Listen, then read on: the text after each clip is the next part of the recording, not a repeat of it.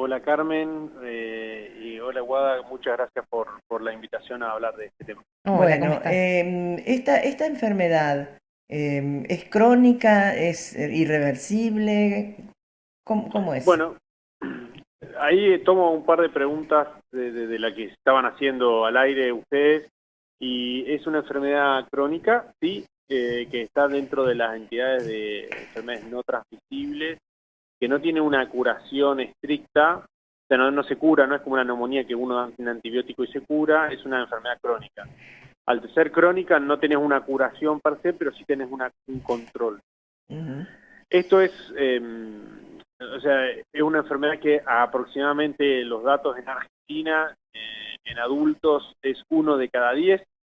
Los Ajá. pacientes que tienen, o sea, un 10% de la población tiene diagnóstico de asma, que en su gran mayoría tienen síntomas muy escasos, muy pocos, o cuando se enferman tienen episodio de silbido o un poco más larga la bronquitis, digamos, y que habitualmente no lo diagnosticamos o se pasa por alto. Ajá. Pero sí, más o menos 1 de cada 10 personas estimamos que tiene asma, en adultos, digamos. ¿Puede ser que Neuquén sea una provincia especialmente alergena y que haya más casos de asma que en otras provincias? Mira, podemos, a ver, si tomamos los datos de principio de siglo, que hizo en niños, esto no se volvió a replicar en ningún estudio, pero tomamos datos del principio de siglo. Neuquén está como, la zona del Alto Valle está como en la mitad, digamos.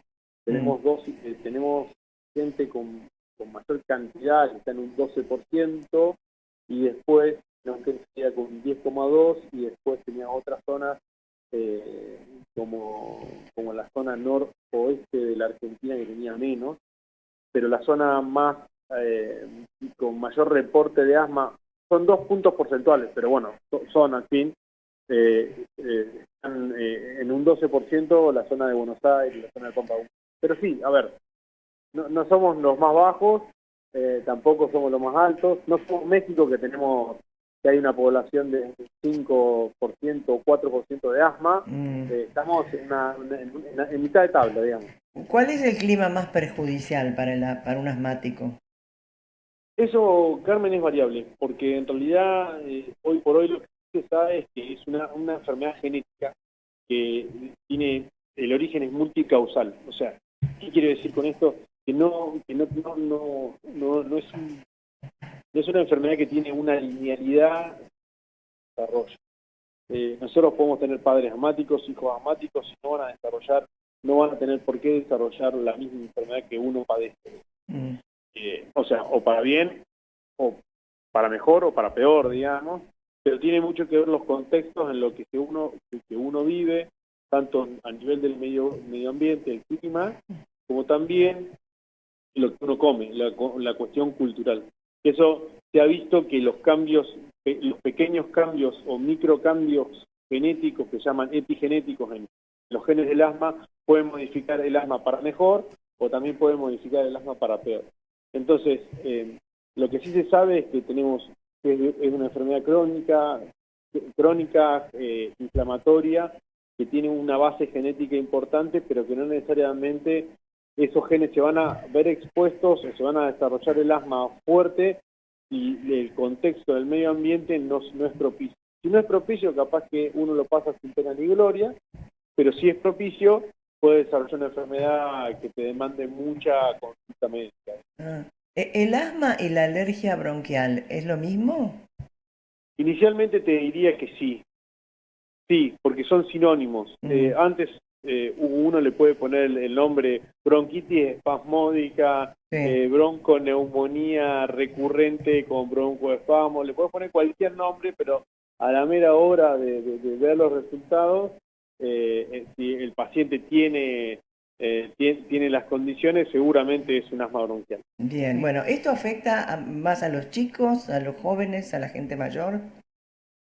Bueno, no necesariamente. O sea, si nosotros nos basamos en los datos que nosotros tenemos en la Argentina epidemiológicos, más o menos el 10% de los chicos en Argentina, más o menos, tienen diagnóstico de asma. En menos de 6 años es un poquito menor, cuando se van a los 13 años aumenta un poquitito la enfermedad y después se mantiene en adultos entre los 20 y los 40 años, se mantiene la misma tasa de asma. Sí, las condicionantes, o sea, sí, siempre hay episodios condicionantes. No, por ejemplo, un poco lo que hablaba Guadalupe sobre el tema de la ceniza o el polvo en suspensión, cuando tuvimos los volcanes, esa exposición, esos síntomas de asma subieron como casi un 30% en la ciudad de Bariloche. Y en Neuquén también. Después se fueron bajando, digamos, pero aún así... Claro, tiene incidencia, sí, sí, sí, sí. tiene incidencia porque tiene un impacto lo que uno inhala, y un poco lo que hablábamos del medio ambiente, lo que uno inhala, lo que uno inhala, porque es un gran filtro, en definitiva, el pulmón, lo que uno termina inhalando termina impactando a la larga o a la corta para el asma. Claro. Bien, antes de ir a los síntomas, una consulta de Guada, Es Ignacio. justamente el tema de los síntomas, sobre todo en los niños, ¿no? ¿Cómo detectar el tema del asma? Bueno, la tos crónica es la tos crónica como conocemos, que superan las 2 semanas, o que un niño se enferma recurrentemente, o que genere broncoespasmos de forma regular, asociado o no asociado con síntomas virales, puede ser un indicador de asma. Y en los adultos también. Es prácticamente lo mismo que sucede en niños, sucede en adultos, más allá de que a veces hay algunas pequeñas diferencias en lo que uno observa al pediatra y lo que observa un médico de adultos, pero principalmente son la tos crónica, el pecho apretado, silbidos en el pecho que se escuchan audibles, Falta de aire. falta de aire, exactamente. A veces a los niños les cuesta manifestar, me falta el aire, Claro. pero uno lo ve con el esfuerzo que hace para respirar, o que se cansa más rápido que lo habitual. Eso es la diferencia que uno ve.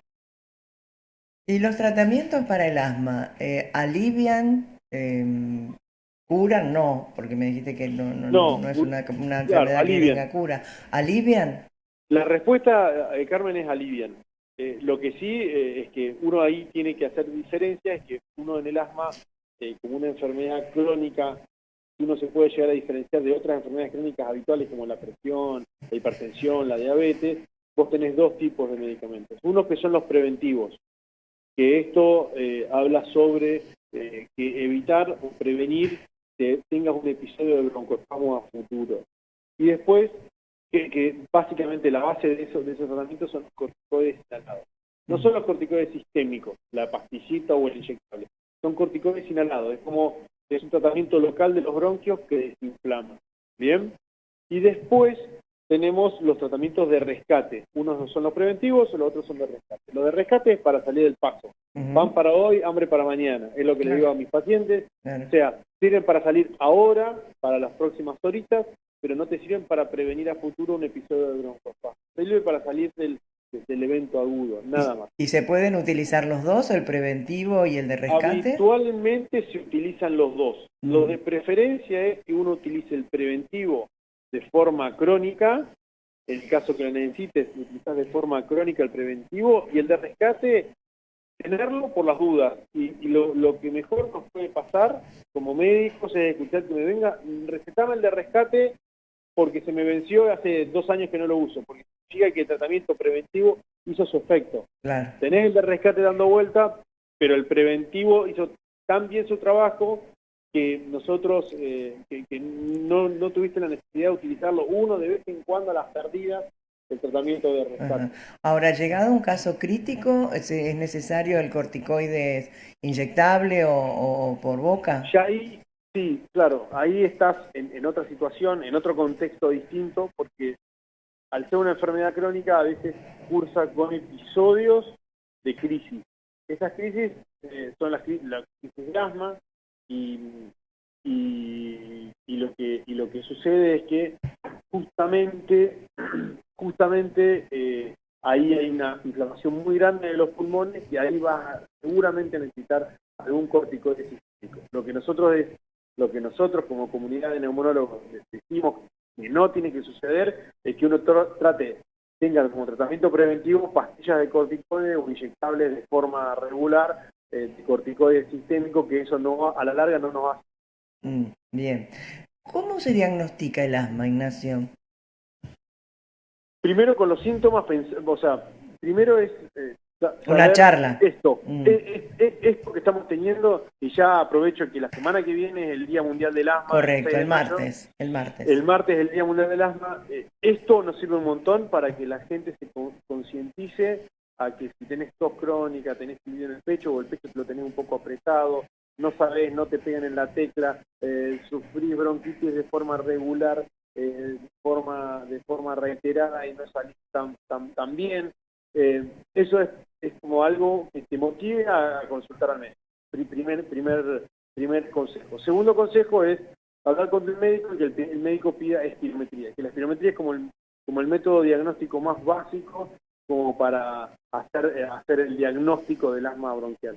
Que si su médico de cabecera no lo pensó, en última, que el paciente proponga, che, no estaría bueno hacer una espirometría para por lo menos dejarme tranquilo de que no es, o si es, digamos, o confirmarlo o descartarlo. Pero inicialmente esas son las dos primeras pautas. Pensarlo como clínicamente y que los síntomas estén presentes, y después la espirometría es como el primer paso para hacer un diagnóstico. ¿Ahora hay algún diagnóstico, una forma de diagnóstico nuevo que se ha implementado en el último tiempo? Siempre están apareciendo algunos diagnósticos, algunos estudios que van avanzando.